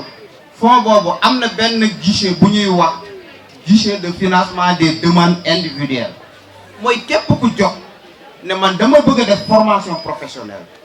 war nga mën a dem 3FPT mu jàppale la xëj na am nga ambition waaye xëj na sa doole néew na 3FPT am lu mu la jëlal fayal la ko moo tax képp ku bëgg a def formation professionnelle moo xam longue durée la formation initiale CAP BEP BT BTS ba licence 3FPT man na taxaw ne la li ñu la waroon a fayal 90% yi man naa ko supporter yow 10% yi rek ngay fay kon loolu am na njariñ li mooy tey jii nii booy jàng kii orienté la nga ne man kon liñ ma orienté bëgg naa see dem 3FPT mettre na en place loo xam ne di mën nga jubal foofu Souley Kane wax na ko sama inspecteur mooy département yi Sénégal yëpp am na lu ñuy tuddee actuellement pôle emploi entrepreneuriat pour les jeunes et les femmes si biir pôle yooyu boo fa demee lépp lu la 3FPT mën a jàppale mën nga inscrire bu jox la ko coordonnateur pôle Rufisque mu ngi nii toog kon li may ñaan mooy fii képp ku fi bëgg a def formation professionnelle na nga jubal si département bi nga nekk boo fa demee ñoom ñi danañ la enregistrer waaye si biir loolu dafa am leneen lu am solo mooy ñun bu ñuy wax jàng di wax formation professionnelle léeg-léeg suñu xel mu ngi daj si kii nekk si classe yi kese 3FPT bëgg a wane ne am na ñoo xam ne boo demee doo leen fekk si benn dispositif de formation mooy dañuy wax ne jàngul ñooñu bu ñu bëggee métier 3FPT taxaw na pour jàppale leen moo tax formation professionnelle nekkul ne da nga jàng français wala da nga jàng arabe rek pour mën ko def bu fekkee ne da nga génn ci daara ji 3FPT teg na benn programme bu mu tuddee un talibé un métier loolu liñ ciy gën a ñaax mooy collectivité territoriale ñoom bu ñu organiser wu 3FPT am na lu muy wax formation thématique groupée mooy ma ne ci ñàgg laa nekk Lac Rose laa nekk Fongolimbi laa nekk collectivité locale bi ne man fi ma nekk am na ay opportunités yu fi nekk am na ay potentialités yu fi nekk waaye jàpp naa ne pour ñu mën ko jariñoo il faut que nit ñi am formation pour ñu am formation moom mën na jóg saisir 3FPT nekk fii ci Lac Rose am na pôle bu ñu fi war a def pôle bi nag du ma bàyyi ay ñeneen di ñëw di fi liggéey li ma bëgg mooy 3FPT jiitu mooy nga former ma samay ndaw bu pôle bi ñëwee qualification yi ñu soxla yépp dinañ ko fi fekk waa dëkk bi liggéey dëkk bi kon loolu collectivité locale yi war nañ ci mën a taxaw liggéey ci ak 3FPT am na ñoo xam ne léeg-léeg dañ leen di fàtte mooy ñoo xam ne li ñuy wax personne vivant avec un handicap léeg-léeg nit ki day am laago wala mu am jafe-jafe ci ñooñu ñëpp ku ci bëgg formation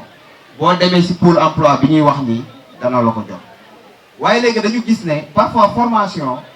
mën na gudd ba tax nit ki li mu bëggoon a def yëpp avant mu fay yegg nga ne dama bëgg am BTS faf nga bàyyi ñu créer ay produits en collaboration avec le ministère yu ñuy wax certificat professionnel de spécialisation mooy tey jii da ngay gis ku ne man dama bëgg a doon am BTS génie civil nit ñi ñu ne ah xëj na sama compétence manu ko ñu ne ñun nañu dajaloo kii ne man li ma bëgg mooy bu ñuy tabax am na ñoo xam ne ñooy coffreur yi parce que dañu leen di jël di leen fay 3FPT ni mën naa laa former nga doon coffreur ma jox le diplôme boo xam ne état da koy reconnaître nga gis ñoo xam ne dañu ne dañuy am ñoo xam ne plâtrier plaquiste la dañuy def ay décoration ak leneen 3FPT ne mën naa laa former jox le diplôme nga nekk plâtrier plaquiste nga nekk ferrailleur nga nekk menuisier bois nga nekk menuisier alu cela veut dire que diplôme yi actuellement formation professionnelle réussite bi nga xam ne inspecteur Souley Kane doon wax mooy li mu bëgg mooy nit ki na am métier parce que bu amee métier ba pare pour dimbali la jox la liggéey day yomb waaye bu fekkee ne nit ñi dañu ñëw ne dañu bëgg a joxe liggéey kan moo mën ñu ne kenn manul keneen moo koy def moo tax 3FPT taxawaayam ci foofu la nekk moo tax budget boobu képp koo xam ne am nga fukki at ak juróom ba ñeent fukki at nga bëgg ñu accompagner la ci formation professionnelle 3FPT taxaw na pour fay 90% ci sa besoin en financement pour la formation professionnelle et technique mu amaat beneen wàll mooy sunu yaay yi ñu ngi fi sunu papa yi ñu ngi fi artisan yi ñu ngi fi ñeneen ñu ngi fi képp koo xam ne da ngay liggéey moo xam nga nekk ci entreprise moo xam nga nekk ci GIE moo xam nga nekk ci mbootaay 3FPT ne mën na taxaw pour jàppale la moo tax képp ku nekk ci GIE nga xam ne c'est légalement constitué boo defee demande kese jël sa récépissé boole ko demande bi ne ci lii laa bëgg ñu former ma ci parce que maa ngi ciy yëngatu bëgg naa see gën a xarañ 3FPT mën na jël 90% ci financement bi financé la ko kon loolu yombal la ndax li ngay liggéey boo ko maîtriser wul ki ko maîtriser booytul mooy jël marché bi kon loolu benn la ci wàll bi am na leneen loo xam ne nii 3FPT comme lépp lu muy def daf siy bëgg qualité am na guichet boo xam ne assurance qualité lay def kii doon wax di ndaw am na lu mu wax ci CFPD ñàkk wane ne am nañu ay jafe-jafe te bëgg nañu ko leen jàppale ñu xam ne li ñu wax loolu dégg nañu ko ci CFP ñàkk ñun bi nga xamee ne dañ fa bëgg a jox pour am luñ fa def dañ ne nañu financer seen plan stratégique de développement bu ko defee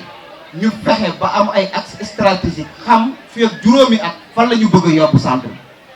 te loolu 3FPT financé na ko ba pare bi mu defee loolu nag lan moo ci des mooy ci ñi fi nekk ak ñiy jàng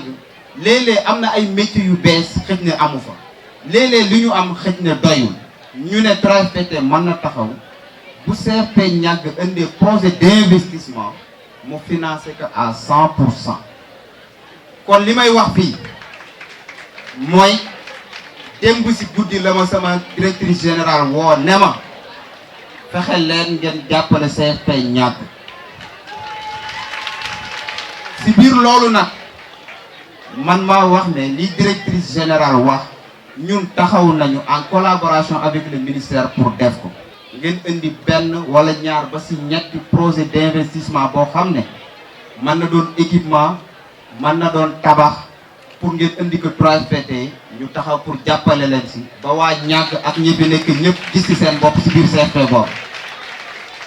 te loolu bu laajee centre bi du centre jigéen kese bu fekkee dafa am métier yoo xam ne da ngeen gis ne bu ñu ko yaatalee góor ñi mën a ñëw ñeneen ñëw bu boobaa nañ ko wax bu ko condition bi rek mooy bu ko ministère bi nga xam ne mooy formation professionnelle waxee ne lii man ngeen ko def rek ñun taxaw nañu pour jàppale leen si te si gannaaw loolu tamit formateurs ya fa nekk ñun danañu taxaw bu ñu soxlaa renforcement de capacité pour yokk seen xam-xam ñun taxaw nañu pour jàppale leen bu fekkee ne la ñuy def dafay laaj ñu bindaat ay référentiel yu bees dafay laaj ñu adapté waat référentiel yi fa nekk 3FPT taxaw na pour dugal si loxoom pour que yéen ñëpp ngeen gis ci seen bopp kon loolu buñ ko waxee li muy tënk mooy 3FPT benn mission rek la am mooy financer la formation professionnelle et technique te li muy financer nee na ñaari jubluwaay rek la ci am ndaw ñi am liggéey ñu am autonomisation des femmes ñu am productivité et compétitivité des entreprises kon loolu lan moo tax mooy boo gisee fan yi am nañu campagne bu ñu teg campagne bi mooy lan mooy ci laa bokk mooy képp ku toog ci centre bi fii képp ku toog ci tànt bi ci 3FPT nga bokk noo ci bokkee mooy bu dee ndaw nga amoon liggéey boo jaaree ci pôle emploi yi 3FPT mën na la financer sa formation nga am qualification am liggéey bu fekkee da nga nekk ci mbootaay di yëngatu bëgg mu jëm kanam 3FPT mën na leen jàppale boo leen soxlaa formation mu financer ko ba seen mbootaay googu jëm kanam bu fekkee da nga nekk établissement de formation professionnelle nga bëgg li nga nekk nga yokk ko 3FPT mën na la jàpp ñu xam le ne ñii fi exposé fii am na ay établissement public am na ay établissement privé lépp loo xam ne formation la financement formation moo am bu gudd la moo xam yu gàtt yi comme les projets de formation insertion les PFI les certificats professionnels de spécialisation les formations courte durée si biir 3FPT établissement public ak établissement privé yëpp reconnu par l'État sont éligibles moo tax ñi fi exposé tamit te doon établissement que ça soit public ou privé man ngeen rapproché wu si 3FPT fexe xool nan ngeen di suqalee gox yi ngeen développé ay offre de formation yoo xam ne dëppoo na ak li waa gox bi bëgg 3FPT taxaw pour financer ko à hauteur de 90%. kon loolu nekk na loo xam ne synergie d'action la te li si topp mooy 3FPT bu la financer du la bàyyi parce que ministère bi teg na ay dispositifs comme direction emploi ak yeneen services yoo xam ne mën nañu la gunge ba gannaaw formation bi ñu orienté la ba nga am liggéey misaal bi ma si jox mooy 72 heures Pikine yi AGETIP daf ne man dama soxla ñuy def carrelage ak pavage parce que dama am ñu may recruter ma ne ko jarul ngay recruter 3FPT formé na ay jeunes en CPS carrelage pavage mu ne ma jox ma juróom fukki ndaw ma recruter leen fi may wax ak ñoom nii ñu ngi leen di recruter kon loolu 3FPT bu la formé dafay seet état yan programme la teg ak ñan ñoo fi nekk taxawal état pour gunge ndaw ñi pour ñu mën a am liggéey gannaaw bu sa formation jeexee mu boole la ak ñooñu pour nga gën a yomb am xëy kon li ñu siy gis mooy ñi jëkk wax ñëpp wax nañu leen njariñu formation professionnelle kon boo bëggee ne dama bëgg a am métier dama bëgg a am xëy gannaaw bi nga xamee sa bopp xam fi nga jëm am na outil boo xam ne état du Sénégal teg na ko en place nga xam ne même bu ma amee moyens naa fa jaar xëy na dina ma gën a orienté ci formation yoo xam ne nii wax dëgg yàlla bu ma ci génnee mën na tax ma am liggéey jariñ samay mbokk jariñ sama réew lii daal mooy li nga xam ne moom laa waxoon ne dinaa ko partager ak yéen ngeen baal ñu àq man dama créer sama société bopp tooguma xaar nguur gi ne ma kaay liggéey te pourtant mënoon naa ko parce que am naa diplôme yu kawe naa leen woon benn affaire ngeen gis ko est-ce que xam ngeen lii mooy lan c'est quoi c'est importé de la Chine man maa ko defar li ngeen di gis nii moom mooy remote control bi daf koy programmer daal yi rafet na trop dëkk bi ku sañoon mu nekk Dakar waaye du Dakar dëkk bi New York la su ngeen xoolee fii mooy ñaari tour yi disparaître ñu tabaxaat après téye ko nii say loxo ba ci sa cadre lunette dañ koy defar donc man société boobu laa defar madame Diop bi ngeen gis fi mu toog moom jàngal na ma construction mécanique donc li ma leen bëgg a wax mooy système bi c'est fait de telle façon que soo gëmee sa bopp yow sa bopp jàng normalement même avec les certifications de formation yow sa bopp mën nga créer sa liggéeyu bopp doo xaar kenn doo xaar nguur bàyyi leen di xaar nguur liggéey am na fi. mais man sama société ku fay liggéey ku ne duma la laaj sa diplôme da ngay ñëw ma testé la mën nga mënoo ma denc la soo mënul ñu ma bàyyi la mais duma la laaj sa diplôme say compétence ñoo la fay bàyyi te lii ngeen gis ni yëpp fii lañ ko defaree et encore plus je vous dis machine bi defar lii ci boppam man maa ko defar ñu ngi fii di ko defar fii Sénégal lépp ay doomi réew mi lañ. xëy yu ndaw yi dafa nekk loo xamante ne képp kuy sénégalais ku ne daf la ñor imprimante 3D yi ngeen gis nii dañuy defar li ñuy wax ay moule ak moule mën nañ jël mbalit gis ngeen mbalit plastique dañ koy recycler tàngal ko bu mel ni filament après ñu jël ko di ci defar ay pavé di ci defar ay trottoir ça veut dire que comme par exemple mbalitu Bëbës bi mën nañ ko jël def de Dakar une ville sans sable.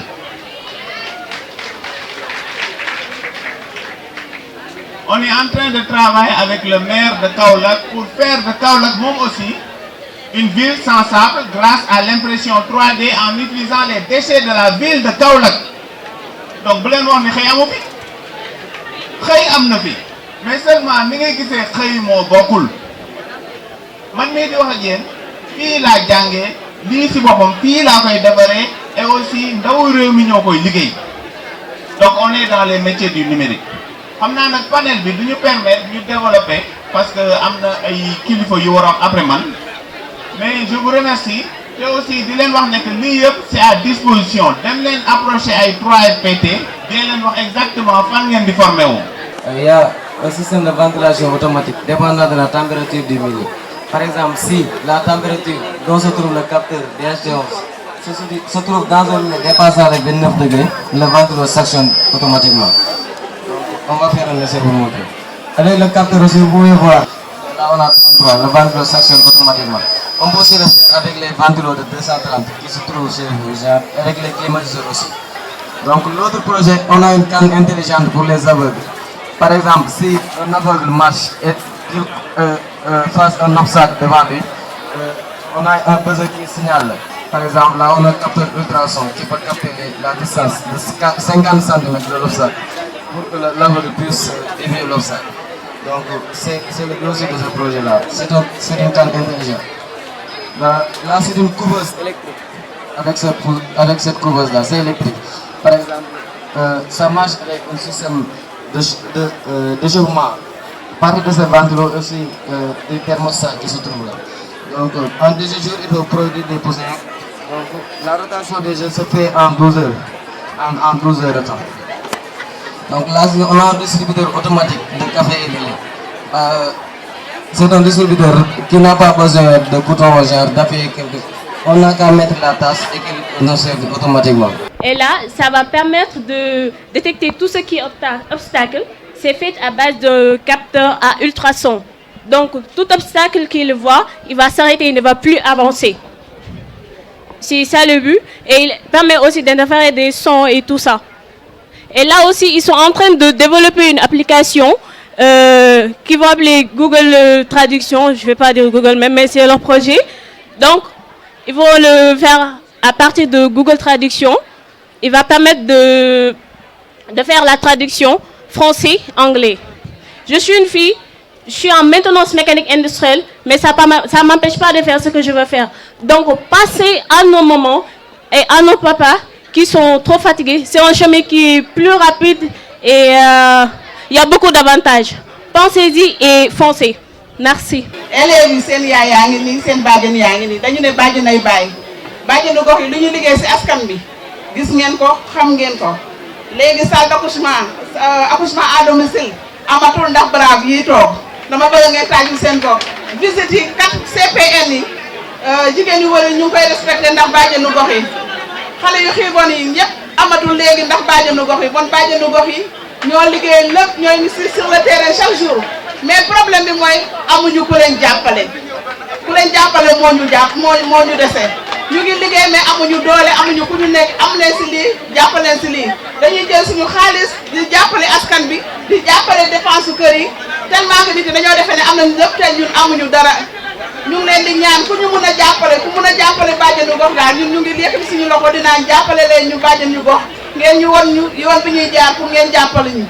di leen jaajëfal bu baax te xam ni lii ngeen indi fii si dëkk bi ak di sensibiliser ak wax ak jeunes yi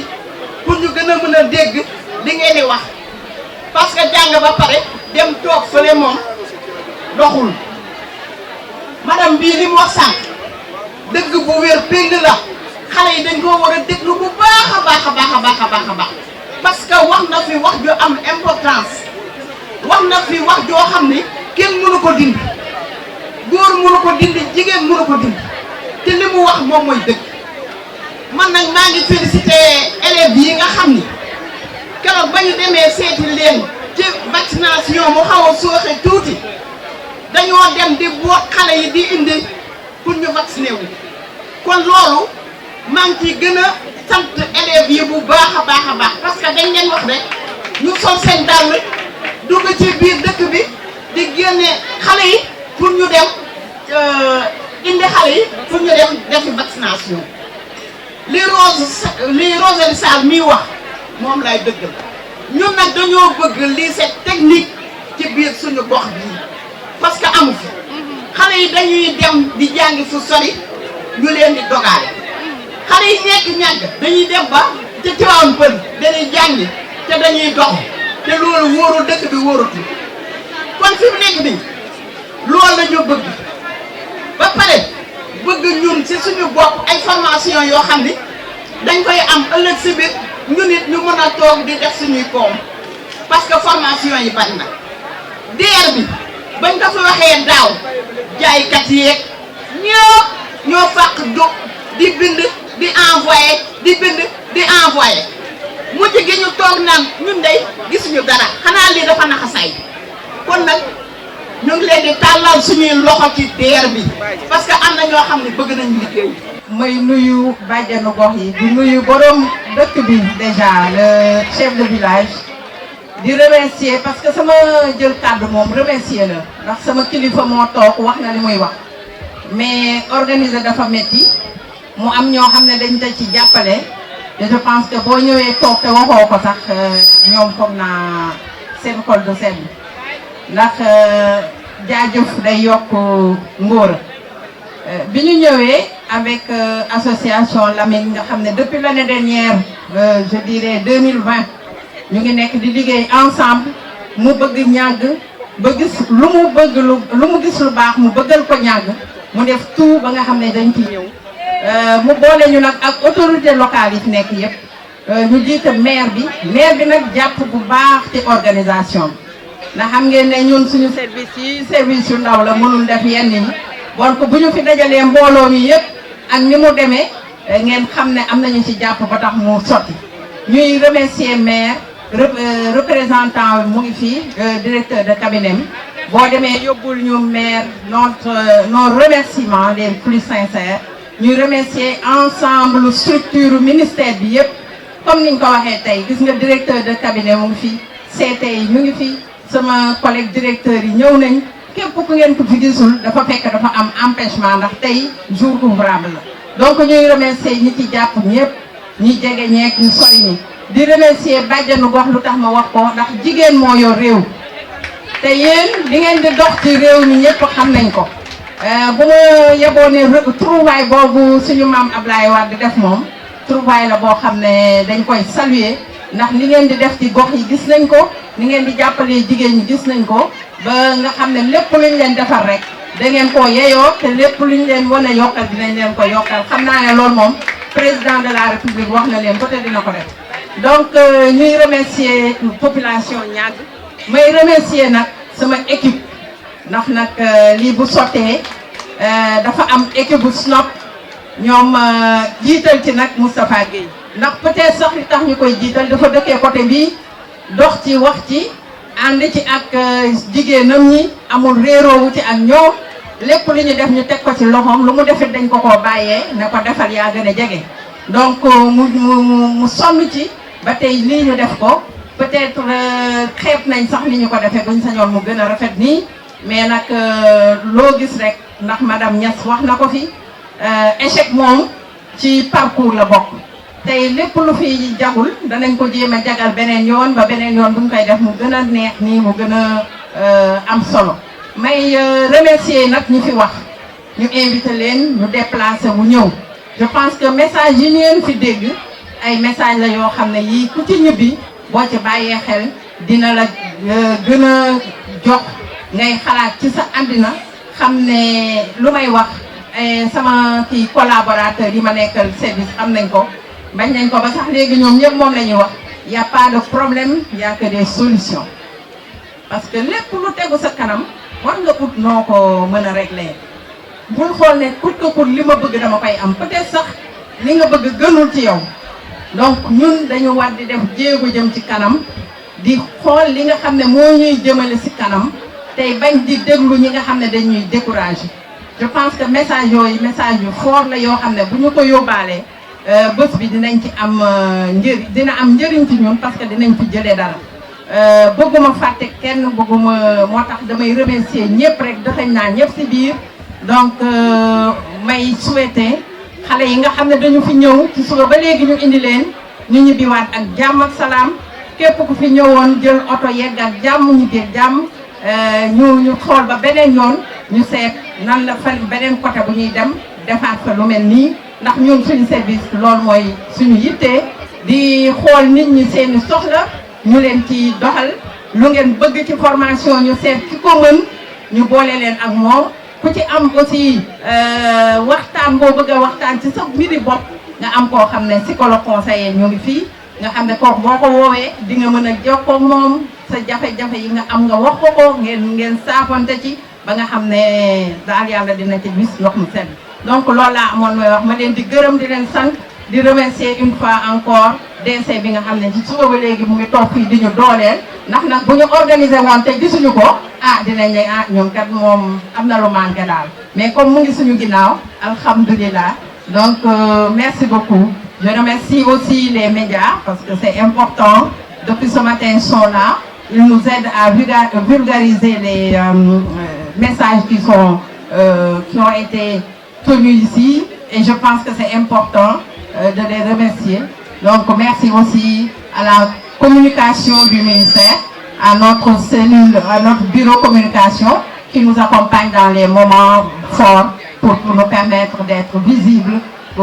pour les activités que nous faisons. Merci beaucoup et bon retour à tous. Je voudrais nommer en premier le service national d'orientation professionnelle, Madame Mame Diarra Diop, avec tous les agents du service national d'orientation professionnelle qui sont derrière elle. Pourquoi pour lui dire encore une fois que le ministre, le cabinet, j'allais dire tous les agents du ministère de la formation professionnelle restent mobilisés pour vous accompagner dans cette très belle initiative. Des remerciements aussi aux populations de Niague, à notre ami Lamine Dieng. Je pense que comme ni Mame Diarra waxee rek wali na yéeneem si waa Niague mooy lan gis na ne am na ay opportunités yoo xamante ne État du Sénégal à travers le ministère de la formation professionnelle am na ko pour les jeunes mu ne xaaral ma yóbbu ko ñàkk. je pense que nag liñ ko mën a jàppalee moom ëllëg bu kontaan mooy ne liñ fi jot a waxtaan yëpp li fi nekk comme ay opportunité pour les jeunes parce que tey formation professionnelle monsieur Faye bu 3FPT wax nag tey dafa am ay jafe-jafe yoo xam te ne waajur dañ ko doon am si yóbbu seen ay doom ñuy jàngi formation professionnelle maanaam dem uti métier te tey avec l'appui de l'État tey problème boobu daanaka teggeeku na ci mag kii yu bëri responsable de famille yu bëri parce que tey à travers le fonds de formation de la formation professionnelle soo amee foo bëgg dem jàngi mën nañ la accompagner may la bourse dina fayal tey soo demee sa école bi mu ne la fay bi 500 000 francs nga may fay pour ma jàngal sa doom tey le fonds de formation dinay wax ne si 500 000 yi nga war a fay man maa lay fayal 450 000 donc yow parent d'élève bi 50 000 rek ngay joxe donc ma jàpp ne loolu aussi c'est une opportunité bi nga xamante ne dañ ko war a saisir mais surtout nag ñu xeetal suñu ay doom pour ñu dem jàngi métier parce que état nag suñ ko waxee dafa war a tëddee njaaxaanaay mënuñu bàyyi enseignement général parce que dafa bokk ci système bi mais li président bëgg moom laa wax sànq mooy lan fii ak 2030 ñetti nit ñoo jël ñetti jeunes yoo jël yuy jàng kenn ki dem jàngi métier te loolu journée bi ñu organisé tey loolu mooy jubluwaay bi donc suñ fi jógee jeunes yi fi nekk ay élèves ak seen ay parents wax nañ leen ko sànq am nañ fi service national d'orientation professionnelle am ngeen seen ay contacts am ngeen le CAOSP de Rufisque mu ngi fi mais surtout le pôle emploi bi nga xamante ne seen doom Cheikh Gueye dëkk fii su commune Sangalkam moo fa nekk comme coordonnateur technique ngeen dem seeti leen waxtaan ak ñoom képp ku nga xamante ne bëgg nga dem defi formation professionnelle bu ko rogee suñu la bungee ba nga am prise en charge comme ni ma ko waxee sànq état bi dina jël 90% du montant donc mu nekk loo xamante ne ndimbal la boo xamante ne ministère bi le président Macky Sall daf koy jagleel la formation professionnelle donc loolu mooy nekk invite bi maanaam tey suñu jógee fii pour ñu wane ne li ñu doon def amal nañu njariñ dañ bëgg dans 1 an ñu wax ne kat am na ay jeunes yu fu nekkoon moo xam am nañ jàng nañ maanaam am nañ BFEM wala amuñu ko tey ba ki nga xamante ne sax dafa nekk un jeune bàyyi école jàngatul ku fi am doom moo xamante ne am na 16 ans jëm kaw te deful dara wala sax commencé na jàng parce que tey jàng toll na foo xamante ne métier mi comme ni ko intervenant yi waxi sànq nekkatul rek day doy nga ne man maçon la wala plombier wala carreleur soo si mënee boole diplôme bi wane ne yow métier mi jàng nga ko parce que non seulement di nga mën a liggéeyal sa bopp mais aussi dina la may ay opportunité tey boo gisee entreprise buy recruter nga dem présenter sa diplôme te loolu comme ni ma ko waxee ay opportunités yoo xamante ne am na fi donc ñuy invité jeunes yëpp ñu saisir opportunité yooyu encore une fois nous disons merci à tout le monde en se donnant rendez-vous prochainement inchallah merci beaucoup.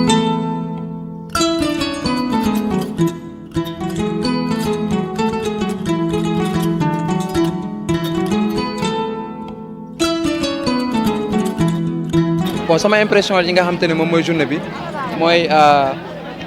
mooy content trop content donc di gis l'ensemble donc des services du ministère de l'emploi de la formation professionnelle de l'apprentissage de l'insertion daje fii à travers l'initiative donc du SNOP muy le service national de l'orientation professionnelle pour tàggat xale yi wax leen li nga xamante ne moom mooy importance les métiers liés à la formation professionnelle ak la formation technique mu nekk loo xamante ne ñun en tant que ñi nekk ci pôle emploi yi xam nañ njëriñ bi parce que chaque fois dañuy recevoir ay jeunes ay femmes yoo xamante ne tey li ñu soxla dëgg du liggéey actuellement mais métier nañu soxla moo tax tey ñu ñëw ci journée bi pour jëmmal journée bi pour wan jeunes yi ak femmes yi nga xamante ne ñoom ñoo nekk fii nii aussi bu ñu soxlaa li nga xamante ne moom mooy formation bu 3FPT di joxe wala ñu soxlaa li nga xam ne mooy emploi bu ANPEJ di joxe wala ñu soxlaa li nga xamante ne moom moo jëm ci financement wu DER mën nañ ñëw fële ci Tëngéej mu ñu koy woowee pôle emploi entrepreneuriat mu nekkee Gendel 3 derrière la mosquée Toucouleur bu ñu ñëwee dañ leen accompagner ci li nga xam ne moom lañ soxla ba service yi nga xam ne moom la état bi teg pour mu jàppaleen donc journée bi ci li ma gis mooy journée bi réussir na parce que xale yi tamit jël nañ fi message yoo xamante ne dina leen jëriñ dina jëriñ parents yi aussi bu ñu demee dinañ gën a mën a orienter li nga xamante ne moom mooy seen doom sur les métiers verts mooy les métiers yi nga xamante ne tey boo ko amee di nga compétir dans le marché de l'emploi donc maa ngi profité ci occasion bi de féliciter le ministère de l'emploi de féliciter l'ensemble des services le directeur donc de cabinet monsieur Gorgui Ndiaye bi nga xam ne moom moo ko teewal di féliciter aussi Mame Diarra Diop bi nga xam ne moom mooy directrice générale SYNOP di féliciter l'ensemble de la population de la commune de Tivaouane Peulh Niaga ci réussite initiative bi di ñaan yàlla aussi mu bañ a nekk bu mujjee ñuy dajee événement yu gën a mag fii nii bu ko defee permettre yi nga xam te ne ñoom ñooy femmes ak jeunes yi mën a am li nga xam ne moom lañ bëgg. tey moom dañu am contentement bu baax a baax li nga xamante ne forum bi tey ñëw na déroulé fi nga xamante ne moom mooy au niveau de Niaga Lac Rose donc mu nekk benn forum boo xamante ne organisé par SNOP donc mu nekk njariñ loo xamante ne pour population bi la aussi njariñ pour Sénégal gi yëpp aussi bépp jeune bi nga xamante ne tey yow yaa ngi fii si au niveau de la commune de Tivaouane Peulh Niaga dañ lay taxawu jàppale la si sa orienté la ba nga xamante ne boo amul liggéey dina la mën a orienté ba nga am liggéey parce que tamit xool nañ ne taux de sommation bi bari na bariwaay boo xamante ne aussi tamit war nañu jàppale jeunesse bi bu baax a baax ba kenn ku nekk ñu orienté la pour nga mën a am liggéey am loo xamante ne moom ngay dimbalee sa ay waajur donc loolu noonu am nañ ci contentement bu baax a baax am ci mbégte boo xamante ne am na fu mu tàmbalee waaye amul fu mu yem aussi tamit ñuy am contentement ministre bi aussi moom mi nga xamante ne ñëw na teg na ci loxoom jàpp ci bu baax a baax aussi tamit le maire de la commune de Tivaouane Peulh Niaga Momar Sokhna Diop mu teg ci loxoom jàpp ci bu baax a baax kon nag ñu ngi leen di xaar d'ici déwén comme ni ko monsieur le ministre waxee déwén incha allahu rabbi mu am ay jeunes yoo xamante ne dañuy jóge fii ci commune bi ñu am ay liggéey te dañuy dépendre ci au niveau de SNOP donc am nañ ci yaakaar bu baax a baax. waaw ñooñu bu ñu bëggee dem formation bi am na ñoo xamante ne ñoom lañ fi teg bu ñu approché ñooñu ku mel ni Lamine Dieng aussi tamit jeune la dëkk fii ci dëkk bi dëkk Niaga donc moom tamit yidéem yëpp mooy le développement de la commune. Ce genre de journée, ça devrait se faire le plus souvent parce que non seulement ça nous permet une plus vaste ouverture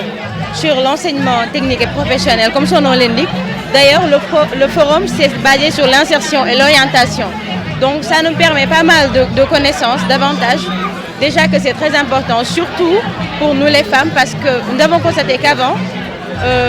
les enseignements techniques et tout ça, c'était simplement concentré sur les garçons uniquement. Alors si ce genre de forum se fait le plus souvent, on constate aussi que nous aussi, nous les filles, nous avons notre place dans ce milieu et qu'on peut se démontrer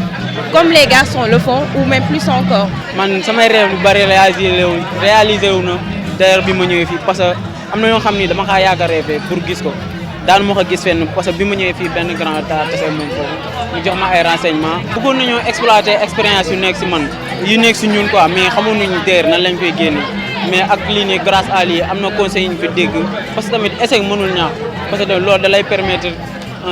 nga xam yow yaay kan exactement nga mën a relever wu pour xoolaat mën a taxawaat fi ngay jéggi say tànk yooyu. maa ngi nuyu waa Buzz Media TV di wax ne man la madame Sall Fatou Ndoye enseignante au CM de Niakourab mais aussi conseillère municipale à la commune de Tivaouane Peulh Niaga présidente de la commission jeunesse et emploi. gis naa ne forum bi vraiment forum bu am importance la surtout ci jeunesse bi moo tax damay saluer vivement la présence de la jeunesse surtout école yi parce que xale yi dañ toll ci moment ba nga xamante ne nii il faut ñu am ñu ku leen di orienter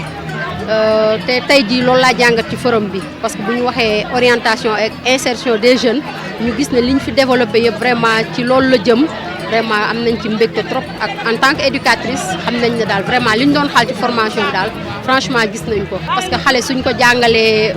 am confiance ci boppam la confiance en soi